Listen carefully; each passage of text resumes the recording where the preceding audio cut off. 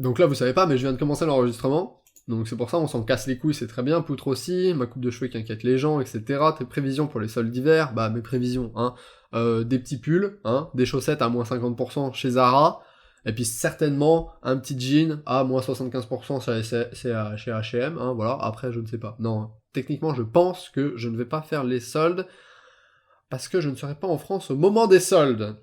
Moi, je ne me coiffe jamais, moi non plus. Et par contre, il y en a qui aiment ma coupe de cheveux. Voilà. Donc coucou YouTube. Ah, vous voulez dire bonjour à YouTube? Putain, vous êtes relou, hein. Vous pouvez dire bonjour à YouTube maintenant, si vous voulez. Du coup, je meuble un petit peu, parce que comme on n'a pas beaucoup de news pour le Tech Talk, hein, bah du coup, dites bonjour à YouTube, hein, ça fera un petit peu de contenu pour la vidéo, etc. Hein, voilà. Regarde, mamie, je passe sur YouTube.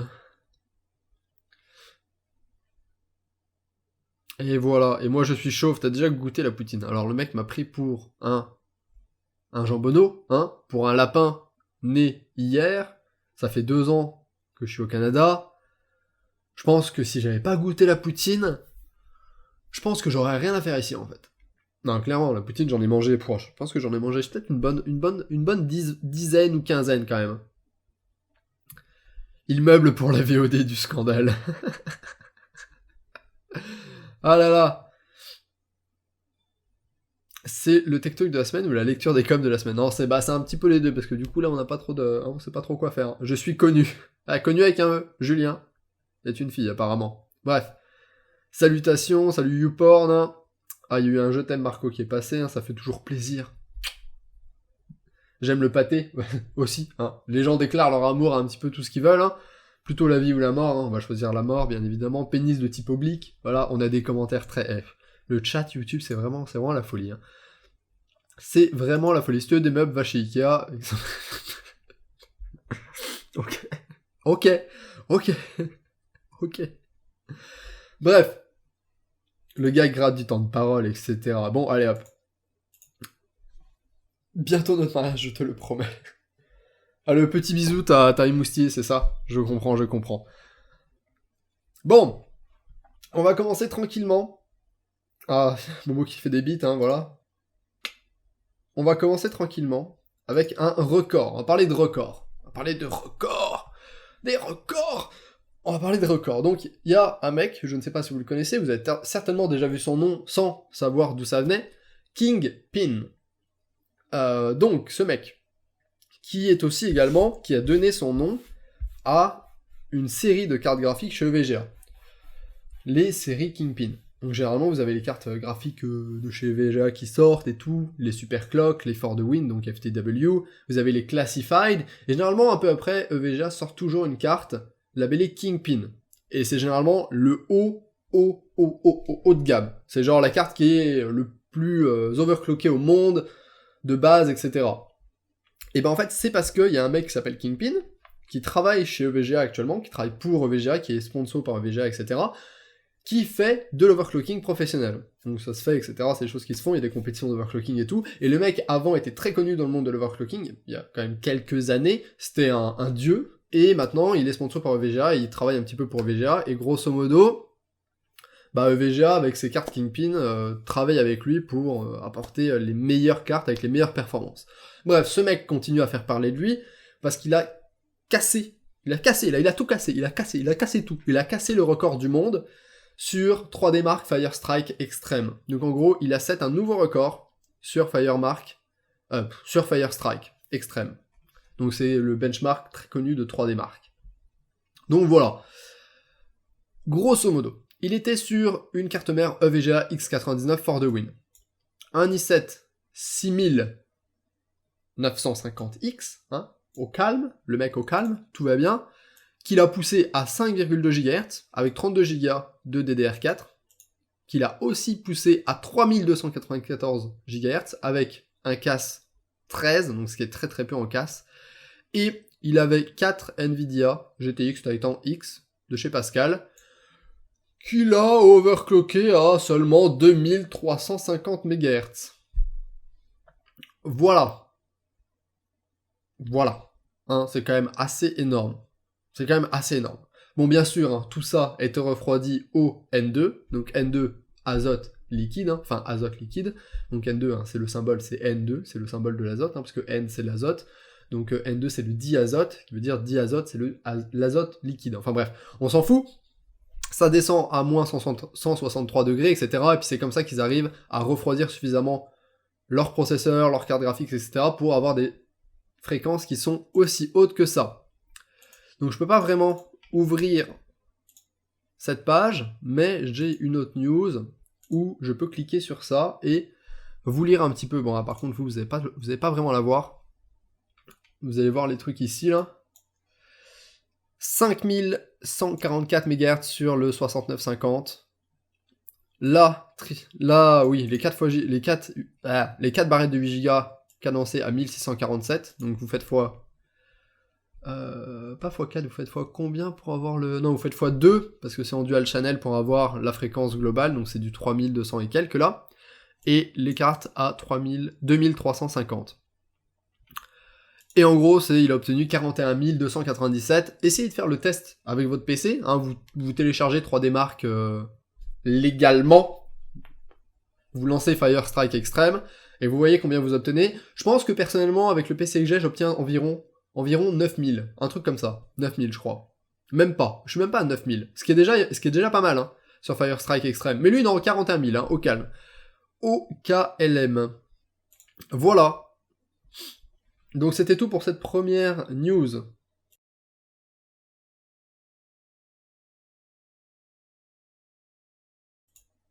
Ensuite, on va parler... Donc ça, vous n'avez certainement pas entendu parler, parce que moi je suis tombé sur les news, j'ai fait « What ? C'est quoi ça ? Genre, qu'est-ce qui se passe ?» Donc on va commencer par parler de YouTube vite fait, et on parle de la taxe YouTube. Là, on parle pas des changements d'algo, etc., ça on s'en fout, on parlera de ça après. Là, on parle de la taxe YouTube. Et en gros, ce qui s'est passé, c'est que les députés ont adopté une nouvelle loi qui apporte une nouvelle taxe, grosso modo. Donc le gouvernement était contre ça, mais c'est quand même passé, c'est les députés qui l'ont voté, etc. Donc ça met en place ce qu'on appelle la taxe YouTube. Donc en gros, c'est une taxe sur les revenus publicitaires des sites mettant à disposition des vidéos gratuites ou payantes sur Internet. Donc c'est-à-dire que c'est une taxe qui va toucher les sites comme Dailymotion, comme Vimeo, est-ce qu'il y a des pubs, je sais pas, enfin comme YouTube, certainement comme Netflix, enfin comme tous les sites qui mettent à disposition des vidéos gratuites. Donc tous les sites de streaming sur lesquels vous pouvez regarder des vidéos en payant ou gratuitement vont être soumis à cette taxe. Et en fait, elle est surnommée la taxe YouTube parce que YouTube c'est la plus grande plateforme de vidéos en ligne. Et en fait, elle avait déjà été écartée, mais là elle était adoptée. Et ce que fait cette taxe, c'est que, à la base, elle est faite pour obliger les entreprises comme YouTube, etc., à investir dans la création vidéoludique. De ce que j'ai compris, c'est ça. C'est que, en gros, ils trouvent que YouTube propose des services de vidéo et propose de la pub, etc. Donc la plateforme que YouTube propose des vidéos en ligne et tout, puis avec la pub qu'ils mettent, ils se font du cash, etc. Mais ils n'apportent rien à la création vidéoludique en France, en fait. Je vais essayer de vous trouver un autre lien pour vous parler de ça un petit peu mieux. Je pense pas que vous le verrez bien. Non, je pense que vous allez mal le voir. Donc en gros, le principe, c'est que, voilà, énorme visibilité médiatique, du coup, mettre une taxe de 2%, ça peut permettre d'engendrer des gros revenus quand même. Mais en gros, l'idée de cette taxe, c'est de dire à YouTube et tout, que comme eux aussi diffusent des vidéos, ils doivent contribuer à la création de vidéos. Parce qu'en gros, l'État taxe déjà les chaînes de télévision, donc les chaînes de télé, les services de vidéo, etc. à la demande, les services de VOD, et eux, ils sont obligés de consacrer une partie de leur chiffre d'affaires, donc de ce qu'ils touchent, donc tout ce qui est TF1, Canal+, TF1, VOD, etc., ils sont obligés de consacrer une partie de leur chiffre d'affaires au financement du cinéma ou d'œuvres créatrices, etc. Donc c'est pour ça que, grosso modo, Canal+, il touche beaucoup d'argent, et c'est pour ça qu'il finance des films. Parce qu'il est obligé, en gros, de financer des films. Il est obligé, comme il crée et comme il propose du contenu, et qu'il a un revenu par rapport à ça, en France, il est obligé qu'une partie de son chiffre d'affaires soit utilisée pour créer à nouveau du contenu vidéoludique et multimédia. C'est un peu histoire de, tu vois, genre, de permettre, de forcer les entreprises à pas juste être, à pas juste recevoir de l'argent, mais également à faire fonctionner le marché qui les alimente. C'est-à-dire d'alimenter le marché, d'avoir des revenus grâce à ce marché qu'ils alimentent, et puis du coup de le faire évoluer, de le faire avancer. Et ils trouvent que du coup, pourquoi ça serait pas le cas pour YouTube ? YouTube devrait également faire pareil, Dailymotion devrait faire pareil. Le problème, c'est qu'à l'heure actuelle, ces sites réinvestissent aucunement l'argent qu'ils touchent par leur revenu publicitaire, qui est quand même énorme, dans la création. Donc ça touche les sites de streaming, ça touche également les sites X, qu'on se le dise. Ici, 10%, vous le voyez pas, mais en gros, ça va être 2% quand c'est des sites standards, et 10% s'il s'agit de films X. Voilà, donc l'industrie pornographique est aussi mise à contribution. Donc le problème, c'est que ça va être assez difficile de percevoir ces 2%. Cette taxe va être très très dure à mettre en place.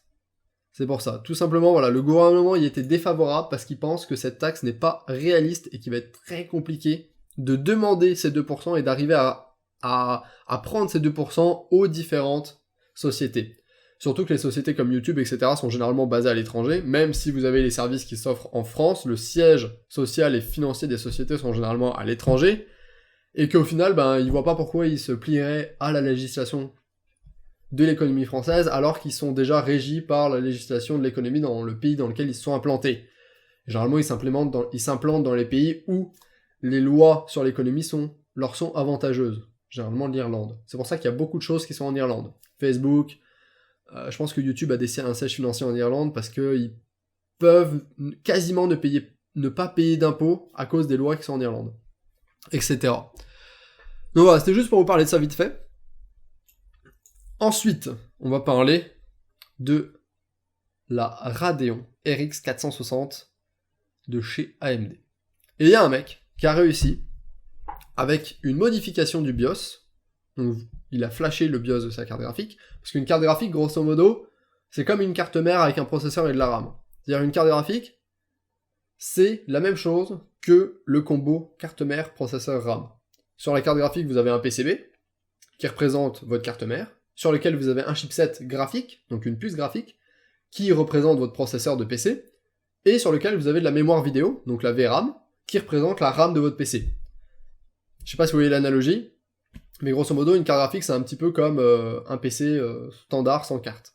Bref, c'est un mini PC. Donc du coup, de la même façon que vous avez un BIOS sur votre carte mère, vous avez un BIOS sur la carte graphique. Le fonctionnement est similaire. Et du coup, vous pouvez également flasher ce BIOS, mettre à jour ce BIOS, etc. D'ailleurs, souvent, quand les cartes graphiques ont des problèmes, on voit que les constructeurs proposent des mises à jour de BIOS pour les cartes graphiques. Par exemple, pour changer, vite fait, régler 2-3 problèmes d'alimentation, régler 2-3 problèmes au niveau des ventilos qui tournent pas, Nvidia le fait, AMD le fait également. Et là, le mec, du coup, a réussi à débloquer la puissance entière de la RX 460 avec un BIOS modifié. Donc il faut savoir que la RX 460, c'est un petit peu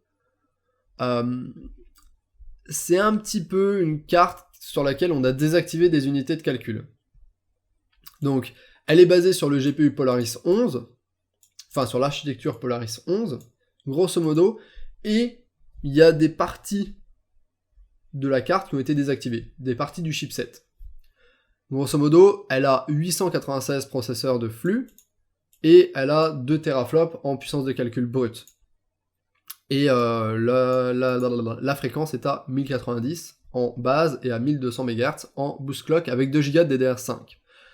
Et grosso modo, en fait, ce qui s'est passé, c'est que, comme cette carte a certaines unités de calcul qui sont désactivées, tu peux le mec a réussi à les réactiver en flashant le BIOS. Ce qui fait que, plutôt que d'avoir 896 processeurs de flux, on est passé à 1024, c'est-à-dire que là, toute l'architecture Polaris 11 est débloquée. Donc vous gagnez quasiment 200 processeurs de flux. On passe de 16 Render Output Unit et 56 TMU à 16 Render Output Unit, donc il y a toujours le même nombre d'unités de rendu, mais on passe à 64, donc vous gagnez environ 8, enfin environ, vous gagnez même 8 TMU. Et au niveau de la mémoire, par contre, ça reste la même chose, donc là il a pas pu gagner 2 Go de mémoire, etc. Et il n'a pas augmenté la fréquence. Mais grosso modo, ça vous permet un petit peu d'avoir plus de processeurs de calcul, et du coup d'avoir plus de performance. Donc avec ce petit tweak de BIOS, ce petit flash de BIOS, il a gagné environ 12 à 13% de performance.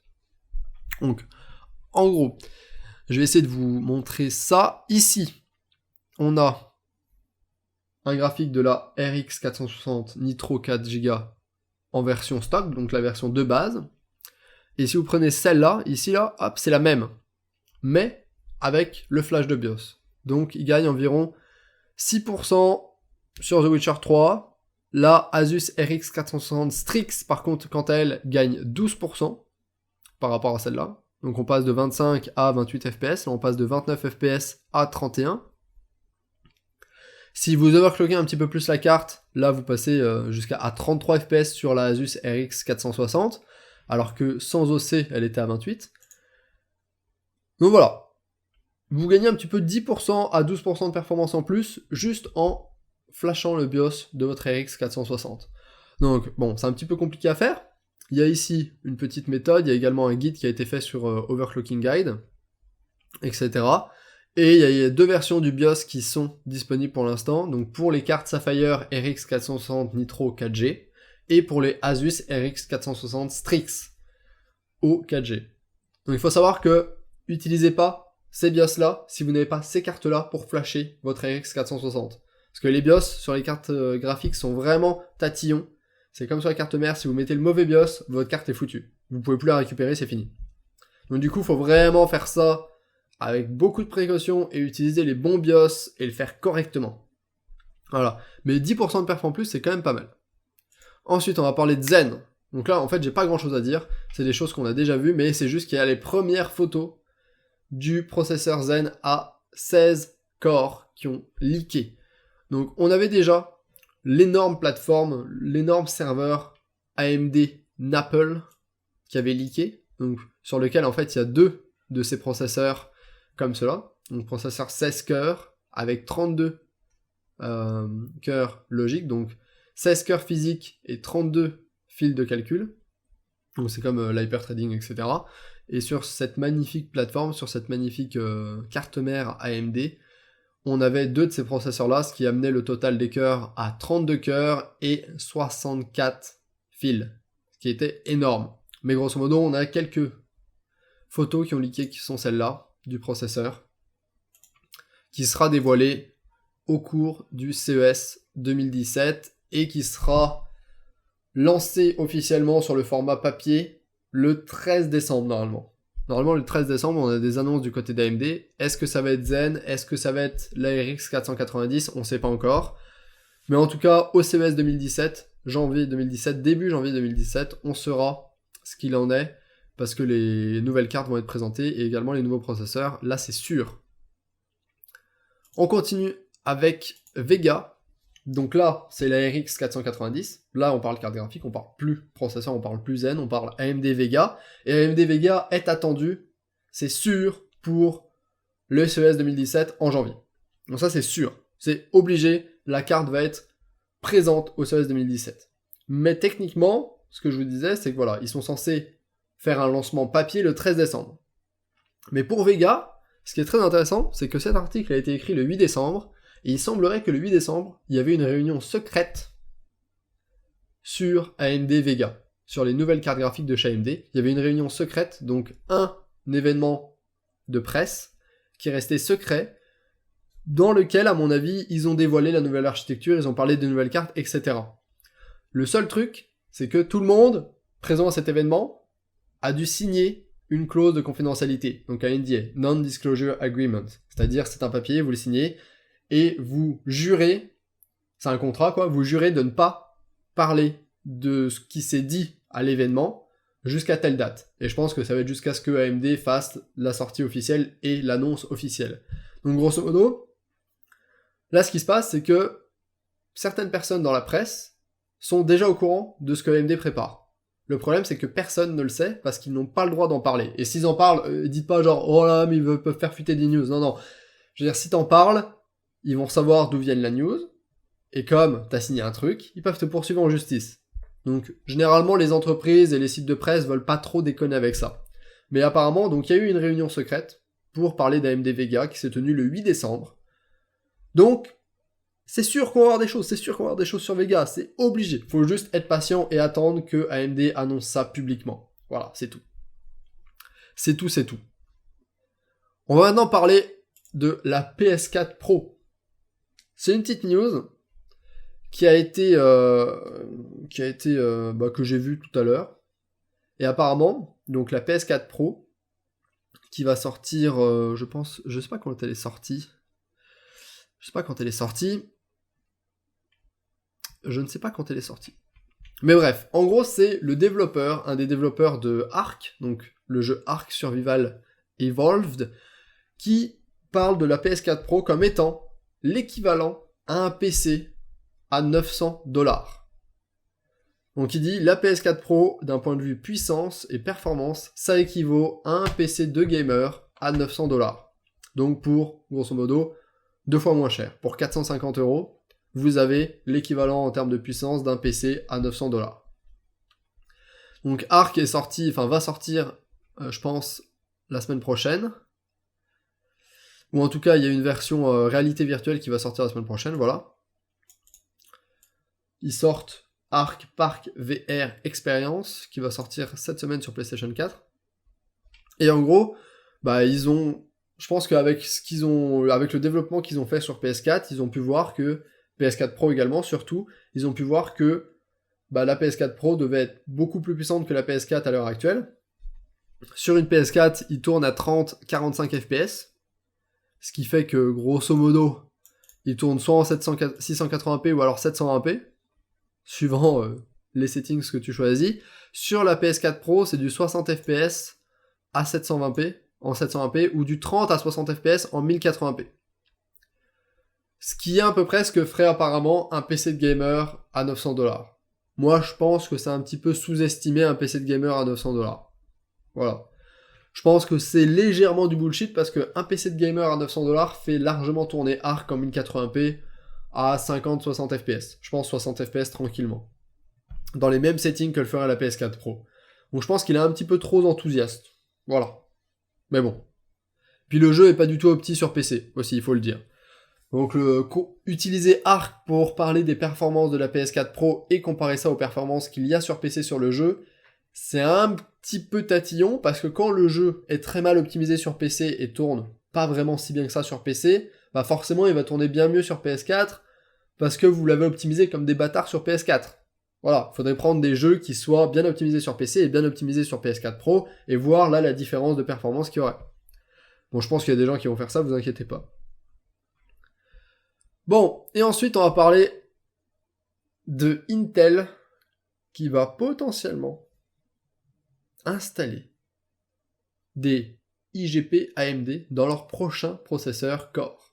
i3, i4, i3, i4, i3, i5, i7. IGP, qu'est-ce que c'est ? C'est Integrated Graphic Party. Donc c'est les chipsets graphiques intégrés, grosso modo. Hein, c'est votre HD 5500, c'est votre HD 530, etc. Donc voilà, il semblerait que, c'est pas une nouveauté, hein, Intel clairement domine le marché au niveau des CPU à l'heure actuelle. Faut pas rester fermé, faut pas se cacher de la vérité, faut admettre la vérité telle qu'elle est. Intel domine le marché du CPU.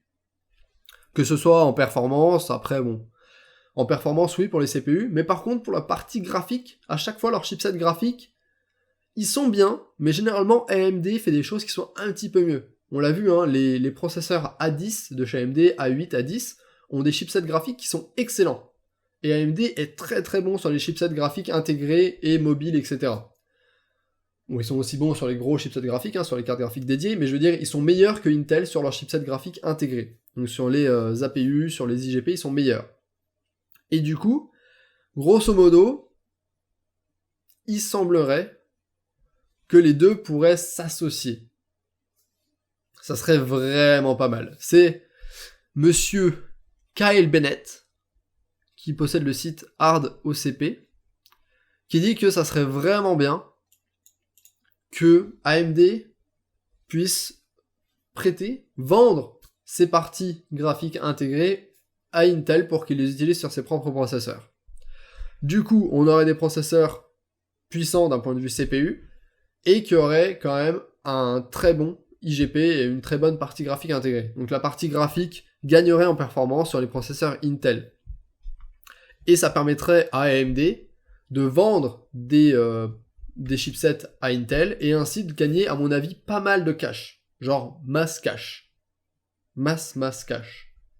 Parce que bon, AMD, voilà, si vous vendez plein de trucs pour chaque processeur Intel, bah quand même, vous faites un bon paquet de thunes, et après, comme ça, AMD pourrait réinvestir cet argent pour sortir des processeurs un petit peu plus puissants, etc., etc. Bon, je sais, il y a Zen qui sort, ça va certainement rééquilibrer la balance et tout, mais c'est une idée générale, grosso modo. Il reste plus qu'à savoir si ça va se faire ou pas. Il y a certains sites qui affirment que oui, apparemment, donc selon Overclocking Made in France, qui est quand même un site plutôt sérieux, leurs sources généralement sont assez fiables, et donc certains sites affirment que oui, que ça va se faire, et d'autres que non, c'est pas encore donné. Et on sait pas s'il s'agit des chipsets qui seraient vendus par AMD directement, donc ils vendent la puce graphique, enfin bref, ils vendent le truc que Intel met dans son processeur, ou si AMD vendrait plutôt les connaissances, c'est-à-dire il vend les brevets, il vend la façon de faire, il vend l'architecture, etc., mais il vend pas la puce en tant que telle. Et après, Intel fabrique la puce sur le modèle que fait AMD, et du coup on a des IGP qui sont made in AMD, mais fabriqués par Intel. Voilà, donc on verra ça plus tard, je pense que ça va pas trop avancer pour l'instant avec la sortie de Zen, ça viendra peut-être plus après, mais voilà. Alors, YOLO, vous pouvez voir ma chaîne, je vais faire des vidéos hardware bientôt et des lives 3-4 fois par semaine. D'accord, Pixie, hein, d'accord.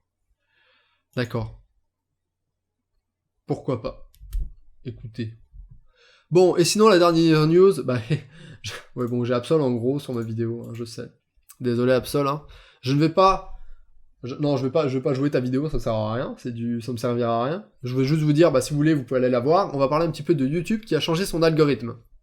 Donc, en gros, YouTube a changé son algorithme, tout le monde en parle, hein, vous l'avez entendu, etc. Il y a plein de youtubeurs qui font des vidéos là-dessus, hein, que ce soit Super Connard, que ce soit Absol, que ce soit Jiraya, que ce soit des youtubeurs anglais, donc PewDiePie et tout. Bref, YouTube change son algorithme, il change les onglets tendances, etc.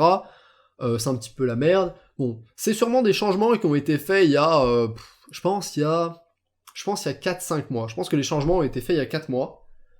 Mais c'est que maintenant qu'on voit un petit peu qu'on a les retombées de ces changements. Donc ce qui se passe, c'est qu'en tendance, on retrouve des vidéos qui sont pas tendance du tout.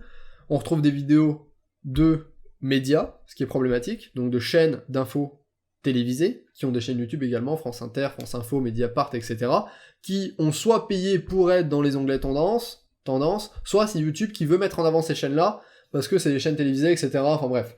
Mais généralement, c'est des trucs qui sont genre, on se demande ce que ça fout dans l'onglet tendance. Ça a pas beaucoup de vues, ça a peu de commentaires, peu d'interactions, peu de likes, etc., donc on sait pas ce que ça fout dans les onglets tendance, hein, tu tons les anses. Tendance, désolé. Donc voilà. Après, on a des vidéos qui sont absolument nulles, qui ont plein de vues, mais qui ont zéro interaction, ou qui ont... Enfin bref. Après, on a des trucs qui sont pas mal. On a quand même des trucs bien dans l'onglet tendance. On a quand même des trucs qui devraient être là et qui sont là, ça c'est sûr. Mais il n'y a pas que ça le problème. Il y a également le problème des subs, etc. YouTube vous désabonne de certaines chaînes sans vous prévenir pour aucune raison, parce que apparemment vous n'êtes pas assez actif sur ces chaînes, vous laissez pas assez de commentaires, ou vous regardez pas assez les vidéos, enfin si, même si tu regardes les vidéos, des fois ils te désabonnent, tu laisses pas assez de pouces bleus, etc. Bref, c'est la merde. Et également, apparemment, du coup, chaque fois qu'un vidéaste sort une vidéo, il perd des abonnés. Bon, il perd plus d'abonnés que d'habitude. Pourquoi? On ne sait pas non plus. On ne sait pas non plus. Et puis, apparemment, ce qui maintenant marche très très bien pour être en recommandation et en tendance, c'est d'avoir masse pouce bleu. Donc masse pouce bleu. Masse. Et c'est pour ça qu'il y a beaucoup de gens qui se retrouvent en tendance, qui sont des gens qui demandent des pouces bleus, etc. Liker, non pas liker, parce que moi je les demande quasiment pas, je les demande juste à la fin. Généralement, en fait, quand tout le monde a déjà quitté la vidéo, moi c'est le moment où je demande un pouce bleu. Non, ceux qui vont demander des pouces bleus à tout moment, genre yeah, ouais, vas-y, si on attend les 15 000 pouces bleus, je sors une vidéo dans 2 jours, sinon je la sors dans 3 mois. Ou alors, allez, les mecs, on bat un record et tout, 7000 pouces bleus au KLM, bref. J'ai jamais compris pourquoi je ferais ça. Je pourrais le faire si je faisais une vidéo complètement troll, mais bon, bref. Voilà. Donc, on a quelques petits changements avec YouTube. Grosso modo, vous, ça vous impacte pas vraiment, mis à part les onglets tendance et les abonnements, où vous pouvez vous faire désabonner de certaines chaînes. Ce qui vous impacte le plus, c'est les tendances pour vous, à mon avis, je pense. C'est qu'il y ait de la merde qui se retrouve en tendance. C'est ce qui vous impacte le plus. Pour les vidéastes, ce qui nous impacte le plus, c'est le fait que du coup tu fasses moins de vues parce que t'es moins recommandé, parce que tu as moins de chances d'être en tendance, etc. Parce que t'as moins de pouces bleus, parce que ta communauté met moins de pouces bleus, ils pensent pas, et que tu demandes pas, et que t'es pas une pute à pouces bleus. Donc du coup, voilà, généralement tu fais un petit peu moins de vues parce que en plus les gens voient pas ta vidéo qui pop dans leur fil d'abonnement parce que t'as pas mis la petite cloche, etc. Et puis du coup t'es pas notifié, enfin voilà. Donc du coup tu fais moins de vues en globalité, et puis chaque fois que tu sors une vidéo, tu perds des abonnés. Donc d'un point de vue vidéaste, on a un petit peu plus de problèmes, mais grosso modo, moi ça m'impacte un peu, mais pas tant. Je veux dire, je suis pas un énorme vidéaste, je suis pas un grand vidéaste, j'ai pas plein d'abonnés. Du coup, voilà, je perds parfois un peu plus d'abonnés que d'habitude, mais c'est relatif, hein. De toute façon, moi, je veux dire, c'est pas grave, hein. On ira plus lentement au 100K, c'est pas, tant pis, on y arrivera, mais on y arrivera plus lentement. Et puis au niveau des vues, je suis là genre, mais ouais, non, en fait, au final, moi, au niveau des vues, je fais grosso modo toujours à peu près les mêmes vues, donc ça m'alarme pas plus que ça. C'est-à-dire que, ça se trouve, j'ai fait 500 vues de moins par rapport à d'habitude, mais 500 vues, voilà, c'est pas énorme. C'est pas comme un mec qui ferait d'habitude 500 000 vues, et maintenant sur toutes ses vidéos, il fait 100 000 vues, tu vois. Genre là, quand même, tu divises par 5, c'est chaud, quoi. Genre le mec a l'habitude de faire 500 000 vues chaque fois qu'il sort une vidéo. Maintenant, s'il fait plus que 100 000 vues, c'est quand même tendu. Bref. Donc voilà, donc YouTube change. C'est un peu la merde. On gueule beaucoup pour rien, parce que de toute façon, YouTube va pas rechanger dans l'autre sens, hein. Clairement, va falloir juste qu'on s'y fasse et qu'on s'habitue aux nouveaux changements. Et puis que, voilà. Il y a certainement quelques trucs qui vont changer dans les habitudes des vidéastes et tout, mais bon, ça va pas changer grosso modo. On gueule, mais grosso modo, on pourra rien y faire, je pense. PewDiePie a essayé de faire quelque chose, hein, il a dit qu'il allait delete sa chaîne YouTube, etc. Il l'a fait, sauf qu'on s'est tous fait baiser parce qu'il a pas delete sa chaîne YouTube. Avec les 50 millions d'abonnés, il a delete Jacksepticeye 2, donc chaîne qu'il avait créée il y a 2-3 mois, qu'il avait appelé Jacksepticeye 2, parce qu'il y a un youtubeur qui s'appelle Jacksepticeye qui a genre 13 ou 14, 15 millions d'abonnés, qui est un youtubeur irlandais, je crois. Irlandais ou british, je sais plus. Enfin, Royaume-Uni, quoi. Et il avait également 2-3 millions d'abonnés sur cette chaîne, donc sur Jacksepticeye 2, et puis quand il a atteint les 50 millions d'abonnés, il a delete sa seconde chaîne. Il a essayé de mettre un petit coup de pression à YouTube, je sais pas si ça a marché, parce que lui aussi ça lui casse les couilles, hein. Ça lui casse clairement les couilles, parce que lui aussi il fait moins de vues, etc. Puis bon, comme il pèse un petit peu dans le YouTube game, le garçon, il peut envoyer des mails à YouTube. Sauf qu'il faut savoir si YouTube répond, c'est ça le problème. Parce que généralement, YouTube ne fait aucune communication sur ces changements, et c'est bien ça, en fait c'est surtout ça que les vidéastes reprochent, c'est que YouTube ne fasse aucune communication sur les changements qu'ils font. Nous on est des abonnés fidèles, effectivement, voilà. Le problème de YouTube, c'est la communication, voilà. En fait, je veux dire, YouTube, que tu nous fistes, c'est pas correct. Mais si tu nous fistais en nous prévenant avant, ça passerait un peu mieux. C'est ça. C'est genre le fist, mais on t'a prévenu, c'est quand même plus sympa que le fist surprise. Une petite nuance à faire. Au moins, t'as pu te préparer psychologiquement, tu te dis, ok, on va se faire enculer, je vais prendre des mesures et tout, parce que le fist surprise, ça fait vraiment mal, hein. Là, tu te sens vraiment baisé jusqu'au fond, quoi. Genre, ça remonte, ça ressort par la bouche, quoi. Genre, le mec te rentre la moitié de son bras, quoi. Voilà, c'est comme ça que se sont soutis un petit peu la moitié des youtubeurs à l'heure actuelle, même la totalité des youtubeurs, par rapport à Google. Voilà. Bon. Faut juste... Ça prend pas grand chose de faire quelques petits patch notes, comme sur les jeux, de faire quelques billets, d'envoyer un mail à tous les youtubeurs actifs qui ont plus de... t'envoies un mail à tous les youtubeurs actifs qui ont plus d'1 million d'abonnés pour leur dire, voilà les changements, t'envoies un mail un petit peu plus détaillé, etc., avec un lien qui renvoie vers tous les changements, et puis potentiellement quelqu'un qui pourrait leur répondre, genre un contact qui pourrait leur répondre s'ils ont des questions par rapport à ces changements-là. pour les gens qui ont entre 100 000 et 1 million, t'envoies un mail un petit peu moins détaillé, etc. Où là, tu mets par exemple une personne pour un groupe de gens, pour un groupe plus grand de gens pour les contacts et pour les questions. Et pour ceux qui ont de 10 000 à 100 000 abonnés, tu fais autre chose, etc. Tu vois, genre, le mec qui a 10 000 abonnés va être moins affecté que le mec qui a 1 million. Du coup, tu peux donner un petit peu moins d'informations, un petit peu moins de détails au mec qui a 10 000 abonnés. Par contre, tu dois vraiment être hyper clair et hyper transparent avec le mec qui a 1 million d'abonnés et qui vit de ça.